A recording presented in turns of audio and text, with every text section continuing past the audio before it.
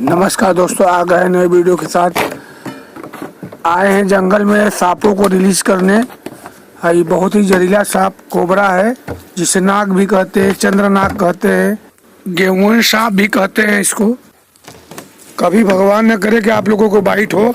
अगर मान लीजिए अगर बाइट हो तो झाड़ फूक के चक्कर में ना पड़े, तुरंत अस्पताल जाइए, नज़दीकी अस्पताल। हमारे यहाँ तो क्रिश्चियन अस्पताल है, कछवा बाजार, मिर्ज़ापुर ज़िला। दोस्तों, अगर वीडियो अच्छी लगे तो सब्सक्राइब, लाइक, कमेंट ज़रूर करिएगा, शेयर भी। धन्यवाद। आपका अपना रतन जी वाराणसी स्नैक कैप्चर, मिर्ज़ा मुराद।